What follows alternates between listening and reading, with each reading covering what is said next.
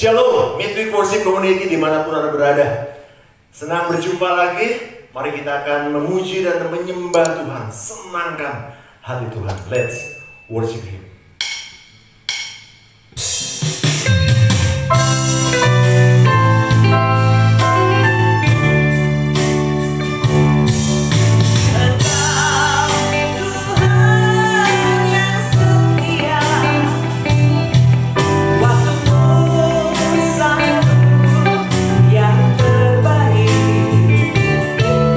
Engkau Tuhan sandarku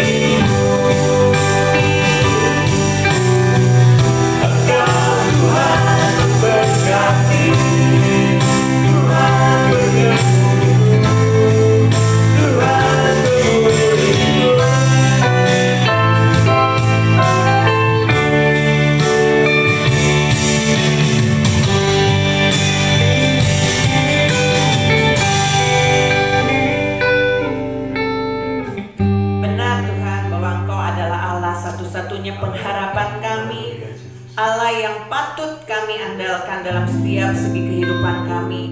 Biar Tuhan semakin hari kami boleh terus makin mengasihi Tuhan dan terus fokus pandangan mata kami tertuju kepada Engkau Tuhan Yesus. Kau Allah penyelamat kami, penebus hidup kami, pemilik hidup kami Tuhan Yesus.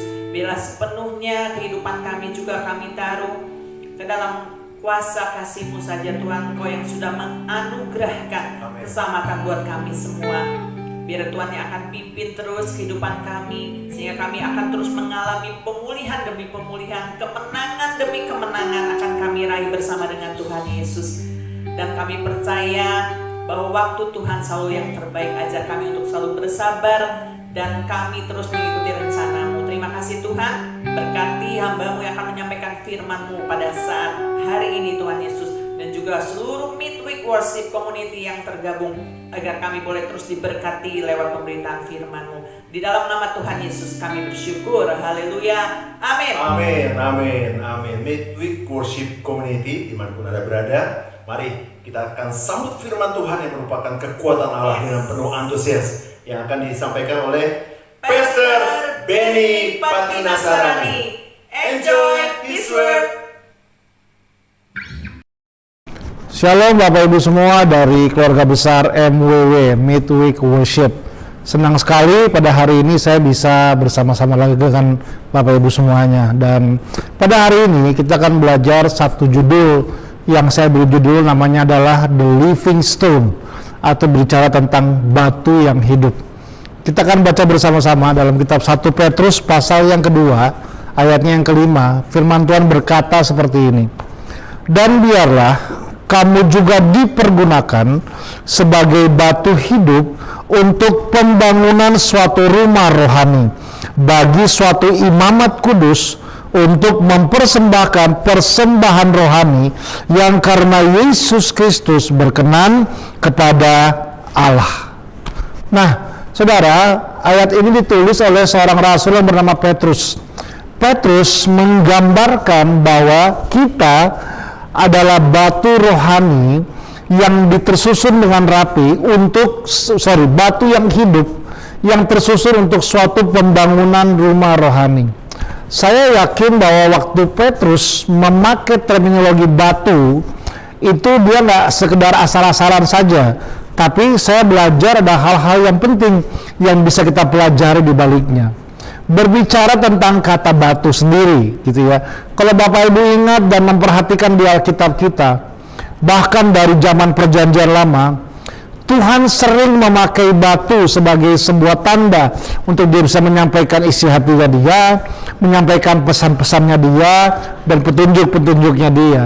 Masih ingat ketika Yakub bergumul dengan Tuhan sepanjang malam di Peniel, sehingga besok paginya waktu dia bangun, dia berkata, aku akan mengambil batu dan mendirikan tugu di tempat ini sebagai tanda peringatan bahwa aku telah bergumul dengan Tuhan di tempat ini.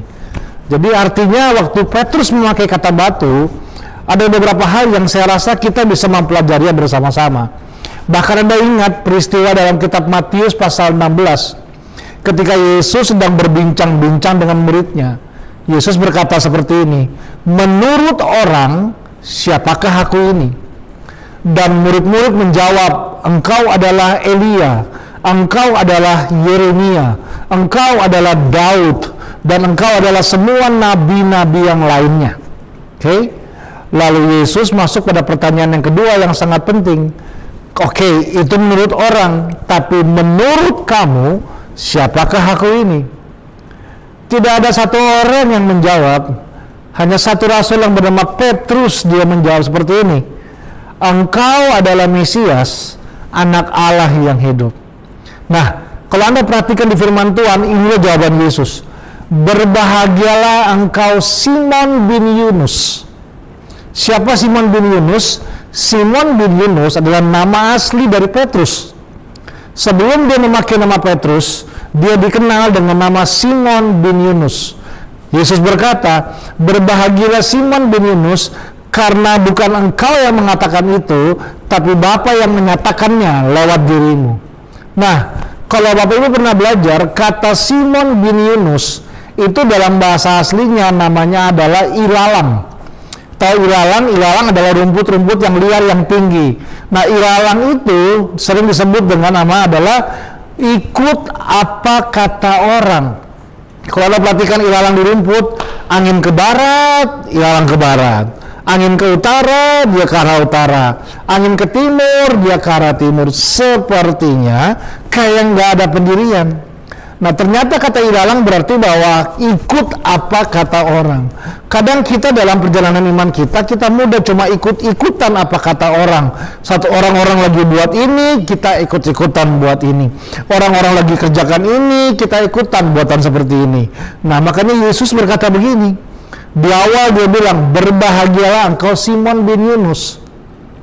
Tapi di ayat di perkataan selanjutnya, Yesus bilang begini, tapi engkau adalah Petrus, dan di atas Petra ini aku akan mendirikan jemaatku, dan alam gerbang maut tidak akan menguasainya.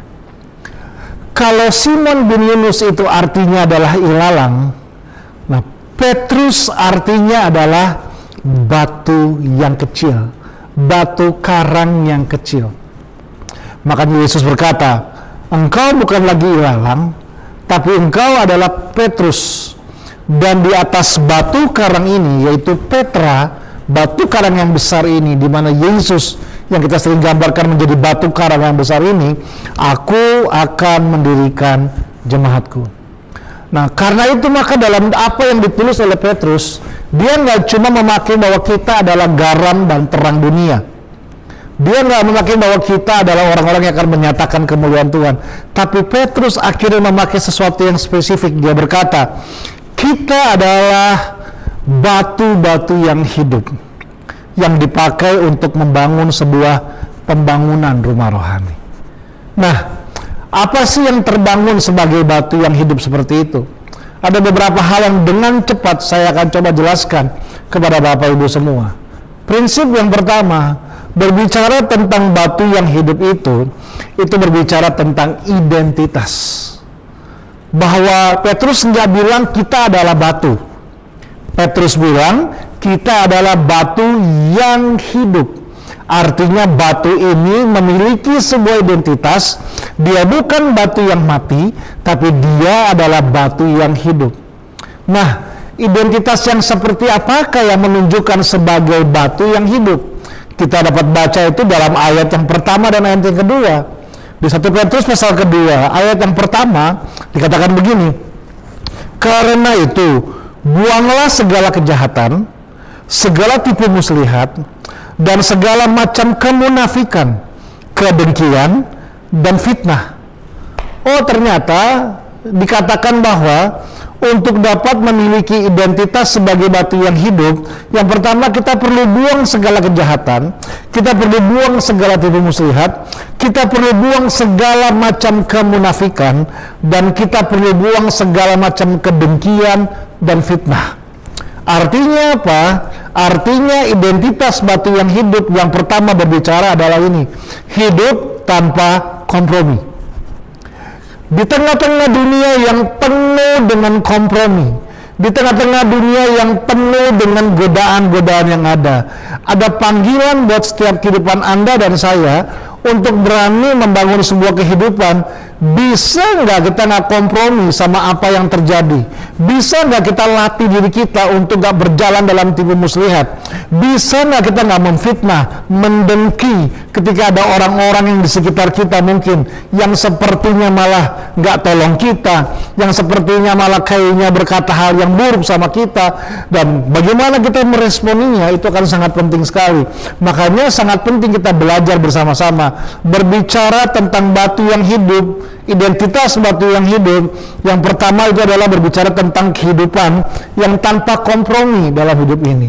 Dicari para ayah yang gak kompromi sama dia membangun sebuah kehidupan.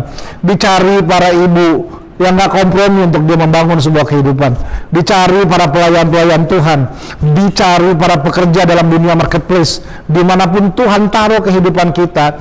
Bisakah kita membangun sebuah kehidupan? Kita nggak kompromi dalam godaan-godaan yang ada di sekitar kita, dalam tantangan-tantangan yang ada di sekitar kita. Waktu kita memutuskan meninggalkan semuanya, kita dikatakan adalah kita memiliki identitas sebagai batu yang hidup. So yang pertama adalah hidup tanpa sebuah kompromi. Tapi yang kedua ini juga yang sangat penting, yaitu adalah dikatakan seperti ini. Dan ayat kedua dikatakan begini, dan jadilah sama seperti bayi yang baru lahir, yang selalu ingin akan air susu yang murni dan yang rohani, supaya olehnya kamu bertumbuh dan beroleh keselamatan. Tentang hal yang kedua, bicara soal identitas, itu berbicara di bawah begini, jadilah seperti bayi yang baru lahir. Menjadi seperti bayi yang baru lahir, itu berbicara tentang kata ini, ketulusan. Kalau saya boleh jujur, bahkan kata ini adalah kata yang telah menjadi tema saya pribadi di tahun 2022. Di awal tahun saya berdoa untuk Tuhan, kira-kira secara personal, tema apa yang Tuhan mau bawa saya bangun sepanjang 1 tahun ini. Dan kata ini yang saya terima, yaitu adalah ketulusan. Saya belajar bahwa hari-hari ini ketulusan menjadi sesuatu yang sangat mahal nilainya. Orang bisa melakukan apa saja tanpa sebuah ketulusan. Bahkan orang bisa buat baik, menolong orang baik, melakukan pekerjaan baik, melakukan hal-hal yang mungkin sepertinya luar biasa, tapi tanpa motivasi yang benar. Ada orang yang bisa menolong orang hanya untuk sekedar mendapatkan sebuah pujian, untuk bisa mendapatkan likes, komen yang baik, dan semua. Artinya begini, kita sedang hidup dalam dunia yang penuh dengan tampilan-tampilan yang ada. Dan selalu pasti yang kita tampilkan nggak pernah hal yang buruk. Kalau Bapak Ibu punya sosial media, sebutlah namanya apa sosial media yang Bapak Ibu pakai. Dan adakah di antara Bapak Ibu di sosial media Bapak Ibu pernah memposting sebuah gambar yang ini, foto waktu Bapak Ibu baru bangun tidur pagi-pagi? Kayaknya saya rasa nggak, hampir ada yang seperti itu. Muka masih kusam, belum mandi, masih mungkin berantakan. Kan enggak, yang kita selalu tampilkan adalah foto yang paling indah, foto yang paling bagus. Kita lagi makan di mana, kita lagi pergi di mana, kita lagi bikin apa, sama siapa, sehingga akibatnya kita merasa bahwa orang bisa puji itu, orang bisa komen yang baik itu. Kalau dalam bahasa anak muda, orang bisa like sama apa yang sedang kita tampilkan. Pertanyaannya, apakah yang kita tampilkan itu menggambarkan diri kita yang sesungguhnya? Kadang nggak seperti itu, kadang realitanya nggak sama. Tapi memang inilah tantangan-tantangan bahwa dalam kita membangun sebuah kehidupan, masih ada nggak sih sebuah sikap tulus untuk apa yang sedang kita kerjakan? Ada orang, saya nggak tahu Bapak Ibu pernah punya pengalaman seperti ini nggak ya? Si Koko ini ya, atau si Cici ini ya misalnya. Waduh, setiap hari saya udah kirimin ayat sama dia. Mau ibadah ke gereja nggak ada kendaraan, saya antar jemput dia. Nggak ada makanan, saya beliin dia makanan. Waktu dia lagi nggak punya uang, saya kasih pinjam uang saya sama dia. Waktu dia lagi ada masalah, butuh tempat curhat, saya dengerin curhatnya dia. Saya tolong apa yang saya bisa bantu. Kurang apa saya buat sama dia. Dia malah ngomongin saya di belakang. Dia ngefitnah saya, dia ngelejek-jelekin saya ke pemimpin saya. Oh begitu caranya, ya udahlah. Kalau begitu caranya, buat apa tolong dia lagi kalau dia seperti ini? Berarti sadarnya nggak sih bahwa gini, berarti kita buat semua itu, sebenarnya kita berharap bahwa dia akan membuat ulang apa yang telah kita buat sama dia untuk dia buat sama kita. Pertanyaan saya, kalau ternyata kita sudah lakukan sama seseorang semua yang tadi saya jelaskan, tapi dia tidak pernah membuat satupun kembali sama apa yang telah kita buat sama dia, kita masih mau nggak tolong orang-orang seperti ini? Selamat datang di dunia ketulusan Bapak Ibu semua. Karena ada tantangan-tantangan ini. Waktu kita perkaya diri kita di sini, kita sedang membangun sebuah identitas yang baik. Hidup tanpa kompromi dan berjalan dengan sebuah ketulusan dalam mengerjakan kehendak Tuhan. Itulah identitas batu yang hidup, apa yang perlu terbangun dalam kehidupan kita. Nah, setelah identitas, hal yang kedua, batu yang hidup juga berbicara tentang positioning atau posisi.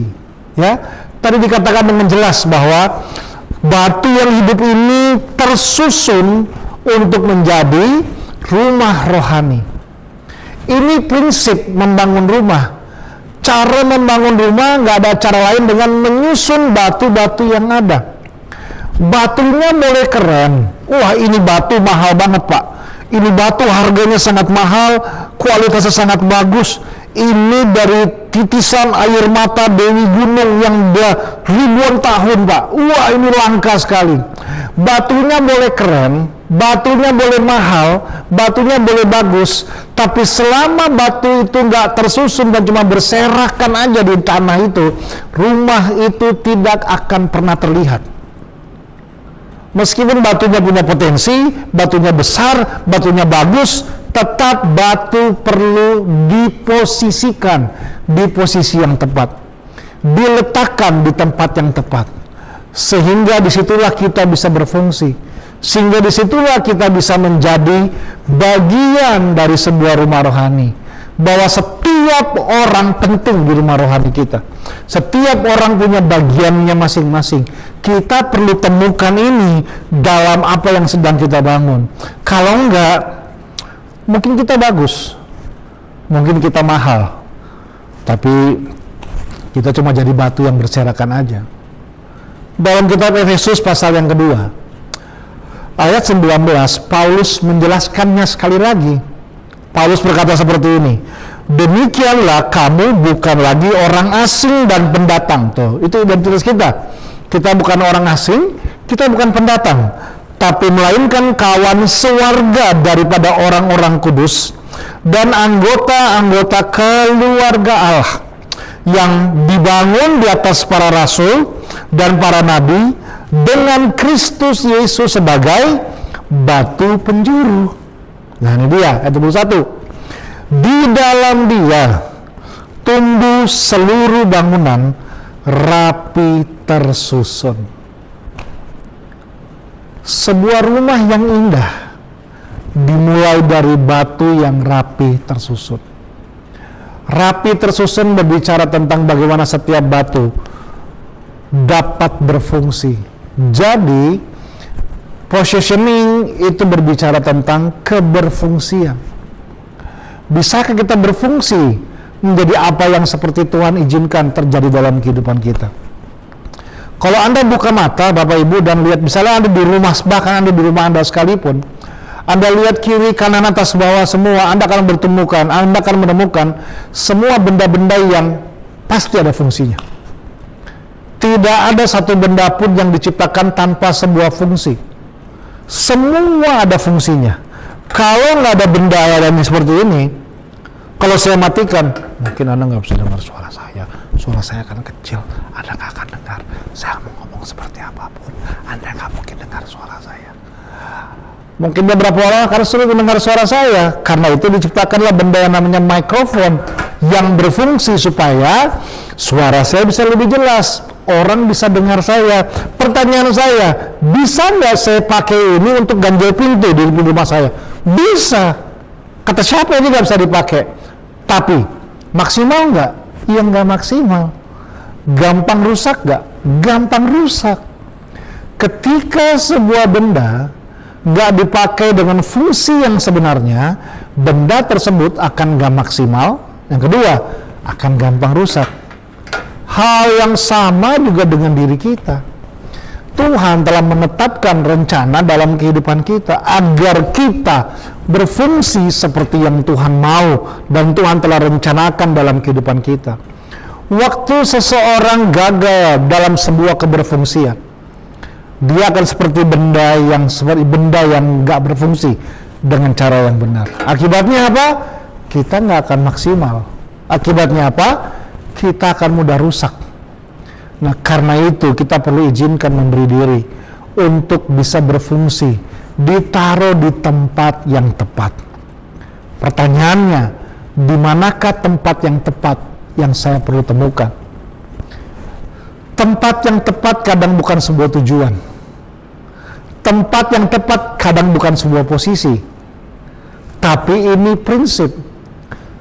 Tempat yang tepat, disusun di tempat yang tepat adalah tempat di mana semua potensi kita bisa keluar dan maksimal. Sehingga nggak ada satupun yang tersisa di hidup kita karena kita telah mengeluarkan semua potensi-potensi yang Tuhan telah taruh dalam kehidupan kita. Itu adalah salah satu moto di hidup saya. Live full, die empty. Hidup utuh penuh sehingga mati kosong. Saya selalu berdoa kepada Tuhan, Tuhan, jangan izinkan saya meninggalkan dunia ini terlebih dahulu sebelum saya mengeluarkan semua potensi-potensi yang Tuhan telah taruh di dalam kehidupan saya. Jadi tempat yang tepat, keberfungsian, berbicara tentang kita berfungsi dan mengeluarkan semua potensi-potensi yang telah kita lakukan. Sudah saatnya orang tua berfungsi sebagai orang tua. Sudah saatnya anak-anak berfungsi sebagai anak-anak. Sudah saatnya para pemimpin berfungsi sebagai pemimpin. Sudah saatnya para pelayan Tuhan berfungsi. Dimanapun Tuhan tempatkan kita, keberfungsian itu perlu keluar. Sehingga kita bisa maksimal dalam apa yang kita bangun di hidup kita. Karena batu yang hidup itu, dia rapi, tersusun. So, identitas, positioning atau posisi. Yang terakhir, batu yang hidup juga berbicara tentang covenant, perjanjian. Tadi saya sudah bahas sedikit di awal. Dalam Alkitab Tuhan sering banget memakai batu ini sebagai tanda peringatan, sebagai tanda perjanjian antara Tuhan dan manusia ciptaannya dia. Di kitab Yosua pasal yang keempat ada tahu cerita ini. Yosua dan tentara Israel, bangsa Israel yang telah melewati selesai dalam fase 40 tahun di padang gurun. Akhirnya mereka sampai di titik di depan tanah perjanjian. Tanah yang dijanjikan Tuhan untuk bangsa ini. Tanah yang berlimpah dengan susu dan madu. Lewat sebuah proses yang panjang. Bahkan Alkitab bilang satu generasi hilang, habis semua. Generasinya Musa habis di padang gurun. Di tengah-tengah padang gurun lahir generasi baru yang dipimpin oleh Yosua. Dan Yosua dan bangsa ini akhirnya sampai di depan tanah perjanjian. Namun untuk sampai ke sana mereka harus melewati sebuah tempat yang bernama Sungai Yordan. Sebuah sungai yang sangat deras, sungai yang sangat besar, yang mereka bangsa ini harus lewatin. Pertanyaan saya, sederhana banget. Bisakah bangsa ini berenang aja deh? Coba ini contoh yang simpel. Berenang sampai ke seberang bisa nggak? Bapak Ibu mesti tahu, bangsa ini lahir di padang gurun. Mereka cuma dengar cerita. Mereka bahkan mungkin nggak pernah lihat yang namanya sungai seumur mereka. Kenapa? 40 tahun mereka cuma di padang gurun aja. Dan tiba-tiba mereka di depan sungai yang sangat besar. Ini tantangan yang gak mudah untuk mereka lewati. Bisa nggak mereka berpikir begini? Udahlah, tinggal di sini juga enak kok Yosua. Depan sungai, daerahnya subur, kita bisa hidup, ada air sebagai sumber kehidupan. Bisa nggak mereka memutuskan nggak jadi ke seberang dan tinggal di tepi sungai? Tepi sungai adalah tempat yang baik untuk dihidupi dan tinggali. Tapi mereka memutuskan nggak seperti itu. Yosua datang sama Tuhan. Tuhan, bagaimana kami bisa melewati rintangan yang hampir nggak mungkin kami bisa lewati ini? Tiba-tiba Tuhan bilang begini, angkat tabutmu, berjalan di tengah-tengah sungai ini. Yosua mentaati Tuhan.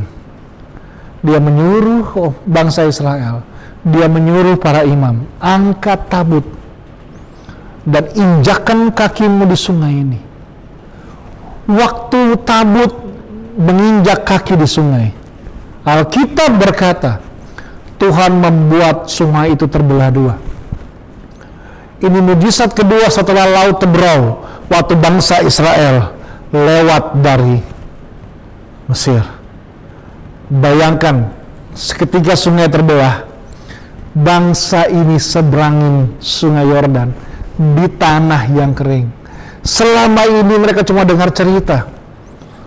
Yosua kecil dengar mungkin Musa cerita dulu bangsa ini Tuhan pelihara lewat laut yang besar, gak ada jalan keluar, tapi Tuhan membelah laut, kita semua jalan nak di tengah-tengah laut. Mungkin anak-anak Israel di padang gurun dengar, wow, ulang lagi ceritanya dong, kita mau dengar lagi ceritanya dong, sehingga itu menjadi sesuatu yang bergairah untuk mereka dengarkan. Tapi hari itu mereka nggak dengar cerita. Hari itu mereka alami langsung, Tuhan pimpin saya masuk tanah perjanjian. Mereka berjalan lewat tanah yang kering. Di Yosua pasal yang keempat ayat kelima berkata begini, dan Yosua berkata kepada mereka, menyeberanglah di depan tabut Tuhan Allahmu ke tengah-tengah sungai Yordan, dan angkatlah masing-masing sebuah batu ke atas bahumu menurut bilangan suku orang Israel, supaya ini menjadi tanda, kamu katakan menjadi tanda, supaya ini menjadi tanda di tengah-tengah kamu. Jika anak-anakmu bertanya di kemudian hari, apakah arti batu-batu ini bagi kamu? Maka haruslah kamu katakan kepada mereka bahwa air sungai Yordan terputus di depan tabut perjanjian Tuhan. Ketika tabut itu menyeberangi sungai Yordan, air sungai Yordan itu terputus. Sebab itu batu-batu ini akan menjadi tanda peringatan bagi orang Israel untuk selama-lamanya. Wow.